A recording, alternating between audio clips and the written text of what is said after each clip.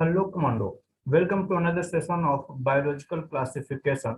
और इसमें हम लोग ने बात कर रहे थे, किंगडम प्रोटिस्टा के बारे में डिस्कशन कर रहे थे। और उसमें हम लोग ने ये देखा था कि किंगडम जो प्रोटिस्टा होता है that are eukaryotic cell, single celled eukaryotic cell इसमें पाए जाते हैं। और इसमें हम लोग ने क्राइसोफाइट्स एंड डाइनोफ्लैजिलेट्स के बारे में डिस्कशन किया था। क्राइसोफाइट्स में हम लोगों ने डायटम्स के बारे में डिस्कशन किया, जिसमें बताया कि उसका सेल वॉल सिलिका का बना होता है। ठीक उसी तरीके से डायनोफ्लैजिलेट्स में दो फ्लैजिला पाए जाते हैं, जो कि बड़ा ही यूनिक फीचर्स होता है। और इसमें हम लोगों ने ग्वानेलक्स की बात की थी। आज जो हम लोग स्टार्ट करने जा रहे हैं, यानी प्रोटिस्टा का जो थर्ड मेंबर या थर्ड ग्रुप है, that is called the euglenoids. आज हम लोग बात करेंगे, यूग्लेनॉइड्स की बात करेंगे। अब देखिए यूग्लेनॉइड्स, इसका यहाँ से सीधा सीधी आपको एक बात पता चल रहा है, यूग्लिना के बारे में डिस्कशन करेंगे। मतलब इसका एग्जाम्पल तो सीधा सीधी तौर पर यूग्लिना याद रखना है। ठीक है, ये बात समझ में आ गई। अब अगर हम लोग बात करते हैं इसकी प्रॉपर्टी की, तो ये पाया कहाँ पर जाएगा? तो ये फ्रेश वाटर में पाया जाएगा। Found in fresh water, fresh water. अब देखिए इसका बड़ा एक यूनिक फीचर है, क्या है? तो इसके पास अभी तक हम लोग ने क्या देख रहे थे कि चाहे वो डाइनोफ्लैजिलेट्स हो, चाहे वो क्राइसोफाइट्स हो, उन दोनों में हम लोग सेल वॉल का फॉर्मेशन देखे थे, सेल वॉल का प्रेजेंट देखे थे। अब इसमें इग्लिना में क्या होता है कि इसके पास कोई सेल वॉल नहीं होता है। मतलब हम लोग बोल सकते हैं कि सेल वॉल इज एब्सेंट। तो अब एब्सेंट है, ठीक है, सेल वॉल एब्सेंट है, कोई बड़ी बात नहीं है। लेकिन उसके जगह पर क्या प्रेजेंट रहता है? प्रोटीन का लेयर प्रेजेंट रहता है, प्रोटीन लेयर। और इस प्रोटीन लेयर इज प्रेजेंट। और इस प्रोटीन लेयर को हम लोग क्या बोलते हैं? इस प्रोटीन लेयर को हम लोग बोलते हैं पेलिकल्स बोलते हैं, पेलिकल। ठीक है, तो ये सेल वॉल एब्सेंट होने के कारण और प्रोटीन लेयर प्रेजेंट होने के कारण इसका बॉडी क्या हो गया? फ्लेक्सिबल हो गया। Body become flexible. अब फ्लेक्सिबल हो गया तो आराम से ये मूव कर सकता है।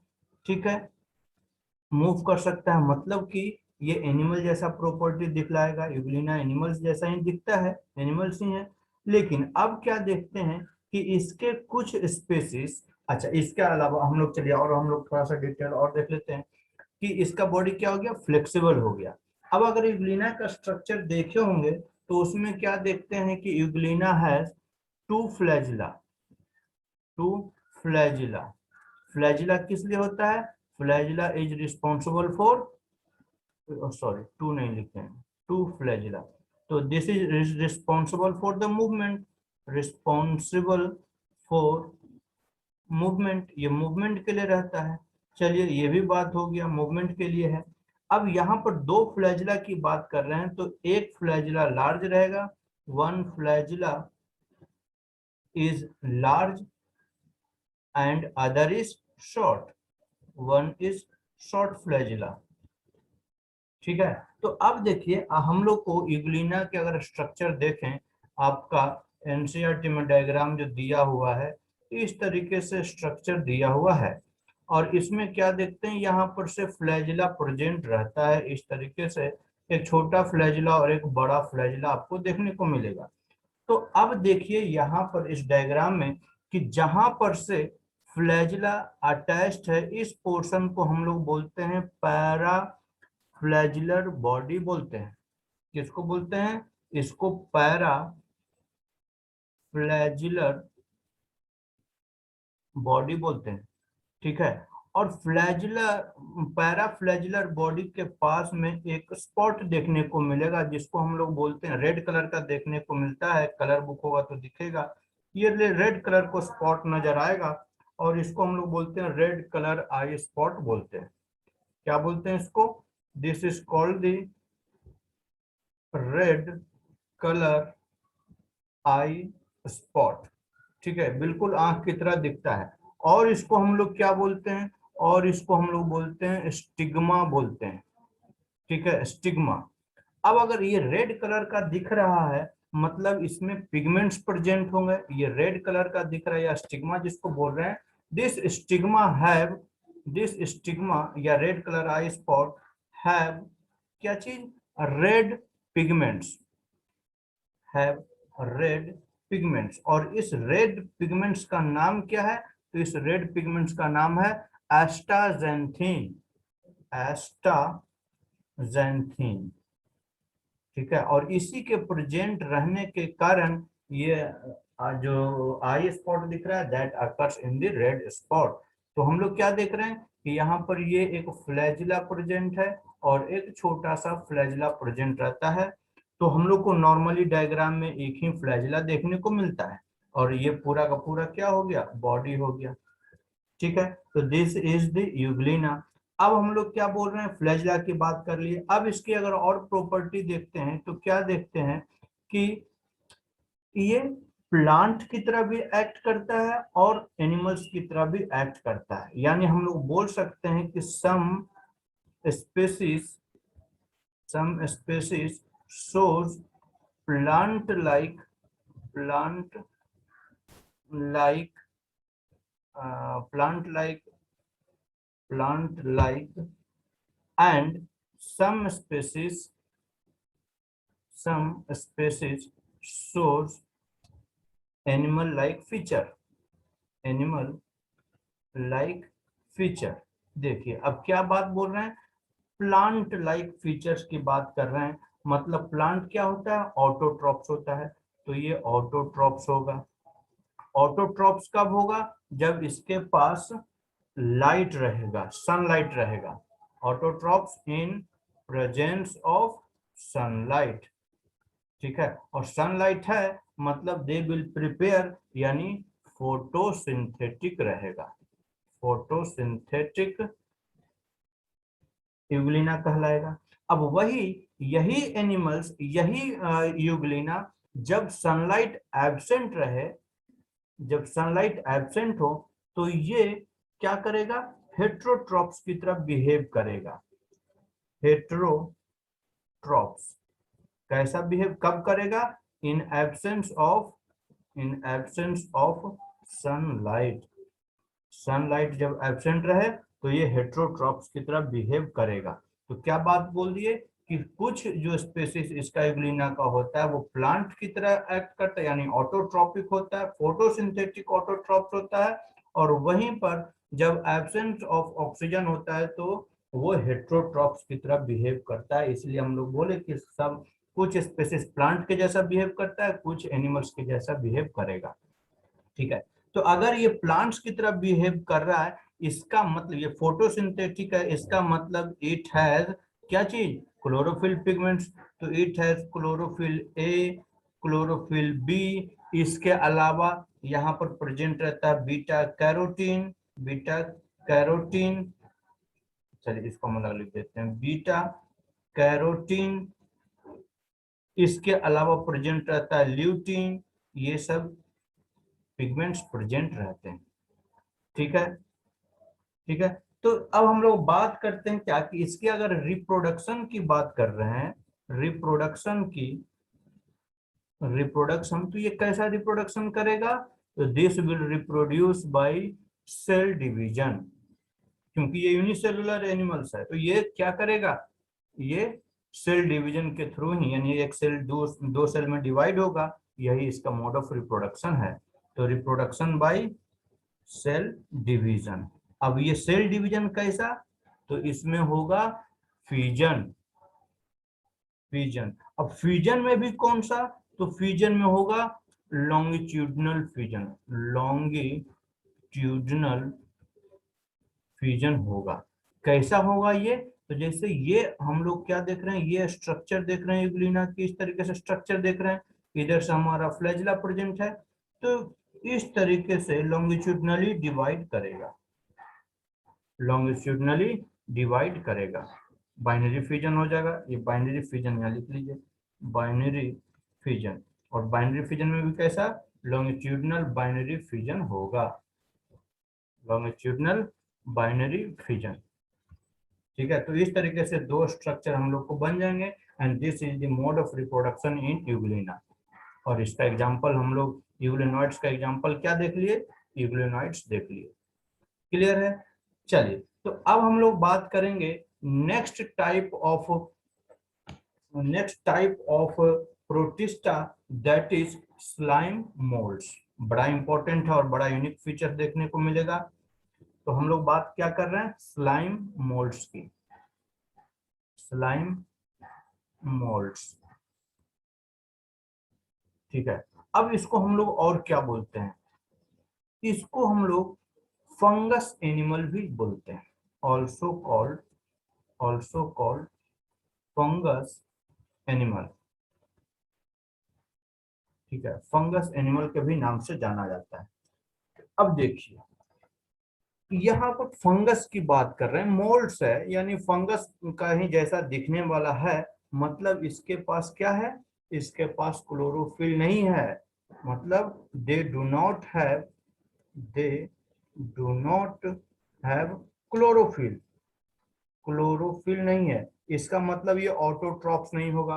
अब ऑटोट्रॉप्स नहीं है, इसका मतलब क्या हो जाएगा, हेट्रोट्रॉप्स। और हेट्रोट्रॉप्स में भी कैसा, तो दे आर सैप्रोफिटिक प्रोटिस्ट कहलाता है। They are saprophytic protist. अब सैप्रोफाइटिक प्रोटिस्ट का मतलब, सैप्रोफाइटिक का मतलब क्या हुआ, they live they live and feed on dead logs और बॉडी। ये डेड ऑर्गेनिज्म के ऊपर या डेड लॉग्स वगैरह होता है उसके ऊपर ये सरवाइव करता है, ठीक है। अब देखिए, इसमें एक बात क्या बोल रहे हैं कि इसका बॉडी जो है, दैट इज स्लाइम मोल्ड्स जो रहता है बिल्कुल फंगस की तरह दिखता है, इसलिए इसको हम लोग फंगस एनिमल भी बोल रहे हैं यहाँ पर। तो ये फंगस की तरह दिखता है। तो इसका जो सोमैटिक पार्ट है यानी पूरा फुल बॉडी है, they do not have cell wall. क्या बात बोल रहे हैं कि द सोमैटिक बॉडी कहने का मतलब वो जैसा दिख रहा है, वो ओरिजिनली या अडल्ट फेज में जब वो दिख रहा है, they do not have cell wall. Somatic body या somatic body do not have cell wall. बड़ा इंपॉर्टेंट फीचर से पूछा हुआ क्वेश्चन है ये पूछा हुआ क्वेश्चन है। तो क्या बोल रहे हैं कि सोमैटिक बॉडी के पास सेल वॉल नहीं रहता है, बट क्या बोल रहे हैं, स्पोर्स पोजेसेस ए सेलुलोसिक सेल वॉल। उसके पास, स्पोर के पास सेल वॉल प्रेजेंट रहता है, बट वो सेल वॉल किस चीज का बना हुआ है, सेलुलोज का बना हुआ रहता है।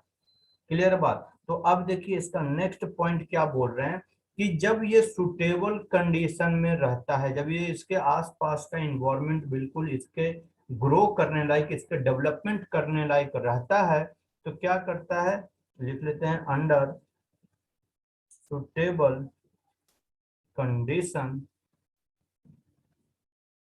दे एग्रीगेट टुगेदर टू फॉर्म, क्या चीज, to form a structure called plasmodium. Called plasmodium. देखिए यहाँ पर ये प्लाज्मोडियम याद रखिएगा, प्लाज्मोडियम। अब क्या बोल रहे हैं कि देखिए दे एग्रीगेट, और ये जो हम लोग बात कर रहे हैं प्रोटिस्ट की बात कर रहे हैं, तो प्रोटिस्ट क्या है, यूनिसेलुलर, ठीक है, यूनिसेलुलर है। यूकैरियोटिक है, बस इतना ही याद रखिए, इसमें यूकैरियोटिक और यूनिसेलुलर है। तो यूनिसेलुलर है यानी एक एक सेल इस तरीके से सब इंडिपेंडेंट है। अभी मान लिया कि ये सब इंडिपेंडेंट है, लेकिन इन सभी को आपस में जुड़ जाए, एग्रीगेट कर जाए, तो एक बड़ा सा स्ट्रक्चर बनाएगा, और इसको हम लोग प्लाज्मोडियम बोल रहे हैं इस केस में, स्लाइम मोल्ड्स के केस में। तो स्लाइम मोल्ड्स में क्या बोल रहे हैं, ढेर सारे छोटे छोटे स्लाइम मोल्ड्स सेल इस तरीके से पड़े हुए हैं, ठीक है। और ये सब के सब जब यूनाइट करते हैं तो एक बड़ा सा स्ट्रक्चर बनाते हैं। और क्या होगा, बड़ा सा स्ट्रक्चर बनाते हैं, और इस स्ट्रक्चर को हम लोग बोल दिए प्लाज्मोडियम बोल दिए, ठीक है। तो प्लाज्मोडियम क्या हो जाएगा, इसमें क्या हो जाएगा, ढेर सारे सेल आपस में यूनाइट हो रहे हैं तो सभी का न्यूक्लियस भी यूनाइट होगा।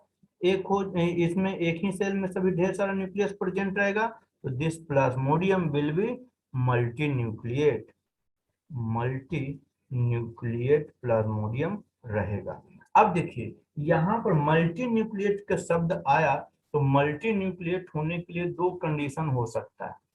क्या बोल रहे हैं, मल्टी न्यूक्लिएट, मल्टी न्यूक्लिएट होने के लिए क्या बोल रहे हैं, दो कंडीशन हो सकता है। कौन कौन सा हो सकता है, कि पहला कंडीशन क्या है, पहला कंडीशन क्या है कि सेल एग्रीगेट हो, सेल्स एग्रीगेट एक साथ आपस में आकर जुड़े। और दूसरा कंडीशन क्या हो सकता है कि वो सेल उसमें जो सेल के पास जो न्यूक्लियस है वही वो डिवाइड करे, न्यूक्लियस डिवाइड रिपीटेडली, या रिपीटेडली, इसको रिपीटेडली। ठीक है, तो अब इसमें क्या हम बात कर रहे हैं, सेल एग्रीगेट। यहाँ ढेर सारा सेल जो अभी हम लोग देखे, ढेर सारा सेल एग्रीगेट हुआ और एक बड़ा सा सेल बना और उसमें क्या हो गया, न्यूक्लियस आ गया। ये सब क्या हो गया, ये सब हो गए न्यूक्लियस, और ये सेल हो गया, ये सब सेल सब है और इसका न्यूक्लियस है। ठीक है, तो ये सब, तो इस कंडीशन को जब सेल एग्रीगेट कर रहा है तो इस कंडीशन को हम लोग बोलते हैं सिनसीटियम कंडीशन बोलते हैं, सिनसीटियम। ये याद रखिएगा, बड़ा इंपॉर्टेंट टर्म है, बहुत जगह यूज होने वाला है, सिर्फ नाम देकर चला जाएगा। तो इस कंडीशन को क्या बोल दिए, सिनसीटियम कंडीशन बोल दिए। वहीं पर जो दूसरा कंडीशन क्या हुआ कि ये एक सेल है, ये एक न्यूक्लियस है, ये सेल हो गया, ये न्यूक्लियस हो गया, और न्यूक्लियस डिवाइड किया, बट सेल अभी, यानी न्यूक्लियस डिवाइड किया, कैरियोकाइनेसिस हुआ बट साइटोकाइनेसिस नहीं हो रहा है, तो यहाँ पर क्या हो जाएगा, दो न्यूक्लियस हो गया। फिर इसमें डिवाइड किया, चार न्यूक्लियस हो गया। सेल अभी तक वैसी तरीके का है, तो यहाँ पर ये सब न्यूक्लियस है, और क्या हो गया, एक ही सेल के पास ढेर सारा हो गया, तो ये भी मल्टी न्यूक्लिएट हो गया, मल्टी न्यूक्लिएट हो गया। तो इस कंडीशन को हम लोग बोलते हैं सिनोसिटिक कंडीशन बोलते हैं। इसको क्या बोल दिए, सिनोसिटिक कंडीशन। और वो कैसा कंडीशन हो गया, सिनसिटियल कंडीशन या सिनसिटियम कंडीशन हो गया। ठीक है, तो मल्टी न्यूक्लिएट होने के कारण दो कारण हो सकता है। तो यहाँ पर हम लोग स्लाइम मोल्ड्स में क्या देख रहे हैं, सिनसिटियम कंडीशन देख रहे हैं, जिसके कारण प्लाज्मोडियम क्या हो गया, मल्टी न्यूक्लिएट हो गया। ठीक है, अब जब यही प्लाज्मोडियम जब अनफेवरेबल कंडीशन रहे, अनफेवरेबल कंडीशन रहे, अनफेवरेबल कंडीशन, तब प्लाज्मोडियम, क्या बोल रहे हैं, प्लाज्मोडियम अपने आप में डिफरेंशिएट कर देगा, differentiate, differentiate and form fruiting body, fruiting bodies that bear, that bear क्या चीज, स्पोर्स, स्पोर्स एट टिप। ठीक है, तो इस स्पोर को सर्वाइवल रखना है, इसीलिए this spore have cell wall, इसके पास क्या रहेगा, सेल वॉल रहेगा, और ये स्पोर्स लिबरेट करेगा, लिबरेट, लिबरेट थ्रू क्या चीज, विंड या एयर करंट। और जब फेवरेबल कंडीशन आएगा तो वो स्पोर्ट्स ब्रेक ऑफ होकर फिर से एक न्यू स्लाइम मोल्ड्स का फॉर्मेशन कर देगा। तो यहाँ पर अनफेवरेबल कंडीशन हुआ, तब ये क्या किया, स्पोर का फॉर्मेशन किया। तो स्पोर का फॉर्मेशन किया मतलब यहाँ पर क्या बोल सकते हैं कि this is the A sexual mode of reproduction, this is a sexual mode of reproduction. ठीक है, यहाँ से हमको ये बात पता चल गई। अब इसका एग्जाम्पल क्या क्या है, एग्जाम्पल देख लीजिए। एग्जाम्पल आपको कुछ याद रखना पड़ेगा इसमें। फुलिगो बेस्ट एग्जाम्पल है। ट्रिचिया, ट्रिचिया, ठीक है। फिर फाइसैगम, फाइसैगम एक्सेट्रा, ठीक है। तो ये तो हम लोग स्लाइम मोल्ड्स की बात कर लिए। अच्छा, ये कैसा हम बात कर रहे हैं, ये स्पोर्स का प्रोडक्शन हम लोगों को फंगस में देखने को मिलेगा। और क्या बात बोले कि इसमें क्लोरोफिल नहीं है, बिल्कुल फंगस की तरह। इसीलिए slime moulds, slime moulds is called the advanced protist, या फिर हम लोग इसको बोलते हैं और प्रिमिटिव फंजाई, यानी फंजाई जैसा स्ट्रक्चर, फंजाई जैसा फीचर शो कर रहा है, इसीलिए इसको प्रिमिटिव फंजाई बोलते हैं। और फंजाई चूंकि हम लोग प्रोटिस्ट के बाद पढ़ने वाले हैं, इसीलिए इसको हम लोग एडवांस प्रोटिस्ट भी बोलते हैं। क्लियर है बात? चलिए, तो अब हम लोग देख लिए क्या, स्लाइम मोल्ड्स के बारे में भी डिस्कशन कर लिया। अब हम लोग बात करेंगे प्रोटोजोन्स के बारे में, यानी नेक्स्ट जो टाइप होता है प्रोटिस्ट का, प्रोटोजोन्स। तो प्रोटोजोन्स देखिए क्या होता है प्रोटोजोन्स। प्रोटोजोन्स, अब देखिए बड़ा इंपॉर्टेंट इसमें क्या फीचर्स है। प्रोटो का मतलब क्या होता है? प्रोटो का मतलब होता है प्रिमिटिव, प्रिमिटिव यानी पहला कोई, है ना। और जोन शब्द हम लोग यूज करते हैं एनिमल्स के लिए, ठीक है। मतलब कि ये क्या है, प्रिमिटिव टाइप के एनिमल्स हैं। प्रिमिटिव टाइप के एनिमल्स कहने का मतलब, हम लोग एनिमल किंगडम में सारे एनिमल्स के बारे में पढ़ते हैं। तो जो एनिमल किंगडम में जो भी एनिमल्स का स्टडी करते हैं, that all are multicellular. इसका मतलब यूनिसेलुलर एनिमल्स को स्टडी कहाँ करेंगे? तो यूनिसेलुलर को स्टडी हम लोग प्रोटोजोन्स में करेंगे, ठीक है। तो इसीलिए हम लोग लिख सकते हैं कि दिस इंक्लूड्स, यानी protozoan includes, protozoan includes all unicellular, unicellular eukaryotic, eukaryotic animals, ठीक है। ये बड़ा इंपॉर्टेंट फीचर्स है इसका। यानी जितना भी यूनिसेलुलर एनिमल्स हो गया, अमीबा हो गया, पैरामीशियम हो गया, एंटामीबा हो गया, प्लाज्मोडियम हो गया, इन सभी का हम लोग स्टडी प्रोटोजोन्स में करते हैं, ठीक है। क्योंकि ये एनिमल्स है तो क्या रहेगा, ये हेट्रोट्रॉप्स रहेगा। यानी all protozoans are, all protozoans are heterotrophs, heterotrophs दूसरे के ऊपर डिपेंड करेगा।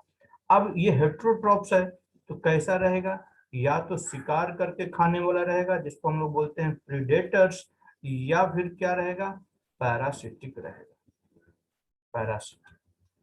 दो कंडीशन हो गया, ठीक है। अब ये प्रोटोजोन्स के अंदर में भी चार कैटेगरी में हम लोग प्रोटोजोन्स को डिवाइड करके पढ़ते हैं। 4 टाइप्स का प्रोटोजोन्स हो गया। कितने टाइप का? 4 टाइप्स का। कौन कौन सा? तो एक हो गया अमेबॉइड प्रोटोजोन्स, दूसरा हो गया फ्लैजिलेटेड प्रोटोजोन्स, तीसरा हो गया सिलिएटेड, और चौथा हो गया स्पोरोजोन्स। तो एक एक करके हम लोग इसके बारे में डिस्कस करेंगे। पहला हम लोग बात करते हैं क्या चीज, पहला टाइप का क्या, कैसा प्रोटोजोन हो गया, अमेबॉइड हो गया, अमेबॉइड प्रोटोजोन्स, प्रोटोजोन्स। देखिए जैसा कि नाम इंडिकेट करा अमेबॉइड, अमेबॉइड का मतलब क्या हो गया, अमीबा, ठीक है। तो सीधा सीधा इसका एग्जांपल आप रख सकते हैं याद, क्या चीज, अमीबा। और अमीबा का अब अगर ध्यान, अगर दिमाग में बात आता है, जैसे ही अमीबा के बारे में आता है तो सारा कुछ इसमें हम लोग डिस्कस कर सकते हैं। क्या चीज, कि this will live in fresh water as well as sea water और मॉइस्ट सॉइल में प्रेजेंट रहता है।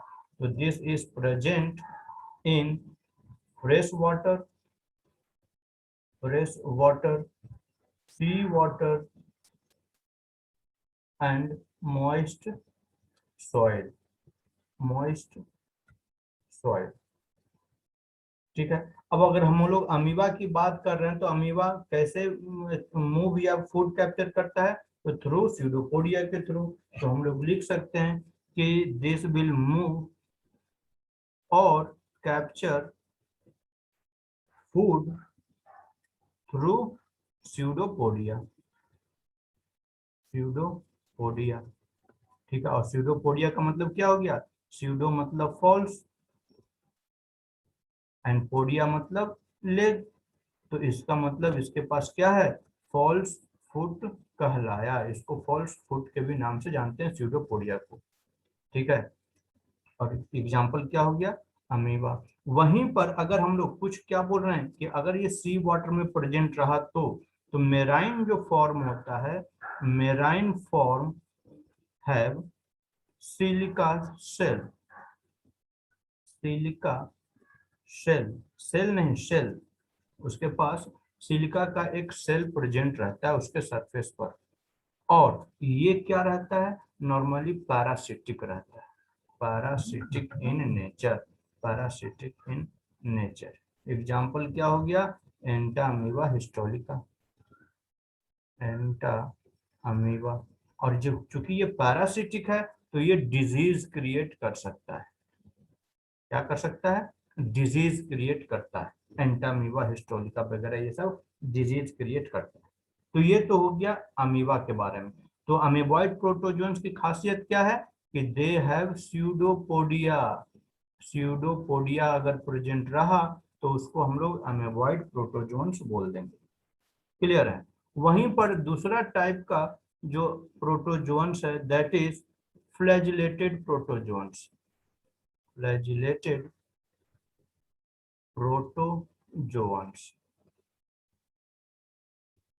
ठीक है, अब यहाँ पर जैसा इंडिकेट कर रहा है वैसा प्रोटोजोन्स जिसके पास क्या है, फ्लैजिला।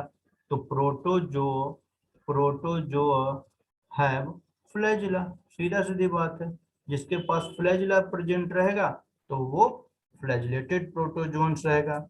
अब फ्लैजिला है तो they can move, they can move या लोकोमोशन इसमें दिखलाएगा, दे कैन लोकोमोट, लोकोमोट मतलब क्या होगा, दे आर, सिंपली यहां लिखते हैं, they are free living, free living और पैरासिटिक, पैरासिटिक। ठीक है, फ्लैजिला तो है, अगर पैरासिटिक है तो मतलब this will cause disease, disease. Example के तौर पर कौन सा डिजीज एग्जाम्पल के तौर पर बात कर रहे हैं, जैसे स्लीपिंग सिकनेस, स्लीपिंग सिकनेस। और स्लीपिंग सिकनेस किसके वजह से होता है, तो ट्राइपैनोसोमा के थ्रू होता है। तो इसका एग्जाम्पल क्या हो गया, ट्राइपैनो, ट्राइपैनोसोमा। ये बड़ा इंपॉर्टेंट है, आपको 12th वाले डिजीज चैप्टर में भी पढ़ना है, स्लीपिंग सिकनेस कहलाया। ठीक है, तो ये फ्लैजिलेटेड प्रोटोजोन्स हो गया, यानी जिसके पास फ्लैजिला प्रेजेंट रहेगा उस प्रोटोजोन्स को हम लोग क्या बोल देंगे, फ्लैजिलेटेड प्रोटोजोन्स बोल देंगे। अब जो तीसरा टाइप का जो प्रोटोजोन्स है that is called the ciliated, ciliated protozoans. अब जैसा कि फिर से नाम इंडिकेट कर रहा है क्या चीज, सिलिया, तो यानी protozoans have, protozoans have cilia, cilia present रहेगा। ठीक है, अब सिलिया प्रेजेंट रहता है तो ये सिलिया कैसा रहेगा, फ्लैजिला से छोटा रहेगा और इसकी संख्या ज्यादा रहेगी। तो this will present in large number, large number, number लिख देते हैं, नंबर, और पूरे बॉडी को सराउंड करेगा। इसका एग्जाम्पल क्या हो गया, एग्जाम्पल जैसे पैरामीशियम, पैरामीशियम इसका एग्जाम्पल हो गया। ठीक है, तो पैरामीशियम का स्ट्रक्चर अगर देखते हैं तो इसको हम लोग क्या बोलते हैं, स्लीपर लाइक स्ट्रक्चर, स्लीपर यानी जो हम लोग चप्पल पहनते हैं, स्लीपर लाइक स्ट्रक्चर इसका रहता है। कैसा स्ट्रक्चर रहता है, तो इस तरीके से स्ट्रक्चर इसका रहता है। ठीक है, तो अब देखिए इसके बॉडी के चारों तरफ इस तरीके से सीलिया प्रेजेंट रहते हैं, सीलिया प्रेजेंट रहते हैं, दिस इज कॉल्ड द सीलिया।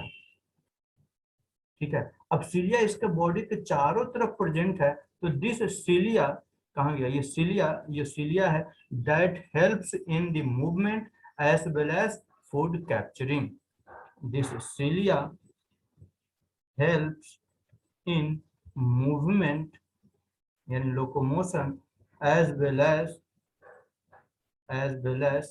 क्या चीज, food capturing. Food capturing, food capturing के लिए कैसे करेगा, ऐसा नहीं कि ये फूड को कैप्चर करेगा।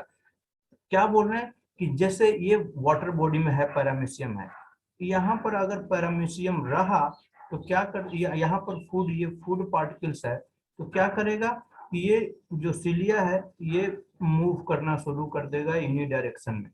क्या करेगा, यूनि डायरेक्शन में मूव करेगा, और इस पोर्शन को, इसके माउथ वाले पोर्शन को हम लोग बोलते हैं गलेट बोलते हैं, गलेट।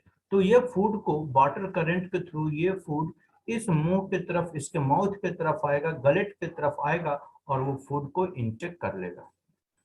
ठीक है, तो इसीलिए हम लोग बोल क्या रहे हैं कि this cilia helps in the movement as well as in the food capturing process. ठीक है, तो इसका सिलिएटेड प्रोटोजोन्स का एग्जांपल क्या हो गया, पैरामीशियम होगा, और सिलिएटेड प्रोटोजोन्स का जो स्पेसिफिक फीचर्स क्या हो गया कि सीलिया का प्रेजेंट होना बॉडी सरफेस पर, this is called the ciliated protozoans. ठीक है, नेक्स्ट और आखिरी जो प्रोटोजोन्स होता है दैट इज स्पोरोजोन्स। स्पोरोजोन्स, अब देखिए स्पोरोजोन्स क्या है, तो ये डाइवर्स ऑर्गेनिज्म को इंक्लूड करता है। अब कैसा, वैसा स्पोरोजोन्स, ये स्पोरो का शब्द कहाँ से आ गया, स्पोर से आ गया, और जोन मतलब एनिमल्स, तो वैसा एनिमल्स जिसके लाइफ साइकिल में अगर वो स्पोर किसी स्टेज में आ रहा है तो उसको हम लोग स्पोरोजोन्स में रखें। तो हम लोग क्या बोल दिए, this is diverse, sorry, this includes diverse organism, और एक ही हम लोग को यहाँ पर पढ़ना है दैट इज प्लाज्मोडियम। तो क्या बोल रहे हैं कि ऐसा एनिमल्स जिसके लाइफ साइकिल में स्पोर लाइक स्टेज का फॉर्मेशन होता है, यानी animals have spore like stage in their life cycle, in their life cycle, उसके लाइफ साइकिल में, उसके जिंदगी के दौरान में अगर कभी स्पोर फॉर्मेशन हो रहा हो तो वैसे एनिमल्स को हम लोग स्पोरोजोन्स में रखते हैं। और इसका एग्जांपल हम लोग क्या पढ़ेंगे, प्लाज्मोडियम। अब ये प्लाज्मोडियम उस प्लाज्मोडियम यानी स्लाइम मोल्ड प्लाज्मोडियम से डिफरेंट है। ये प्लाज्मोडियम क्या है, this is the malarial parasite, malarial parasite, malarial parasite मतलब this cause the malaria, this cause the malaria.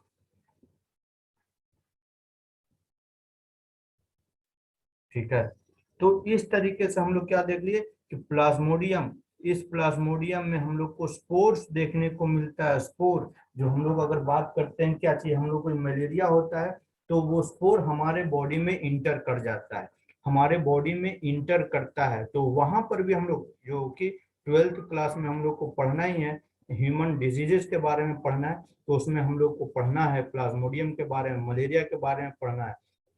तो जिस स्टेज में हमारे बॉडी में इंटर करता है उसको हम लोग बोलते हैं स्पोरोजोइट्स बोलते हैं। तो इस तरीके से हम लोग को पढ़ना है। ठीक है, तो यहाँ पर हम लोग ज्यादा डिस्कशन नहीं करेंगे। तो इस तरीके से हम लोग क्या देखे कि स्पोरोजोन्स का मतलब क्या हुआ कि वैसा एनिमल्स जिसके लाइफ में अगर स्पोर फॉर्मेशन होता हो तो उस वैसे एनिमल्स को हम लोग स्पोरोजोन्स बोले। क्लियर है, और उसका एग्जाम्पल हम लोग क्या देख लिए, प्लाज्मोडियम देख लिए। तो इस तरीके से हमारा जो किंगडम प्रोटिस्टा है ये खत्म होता है यहीं पर।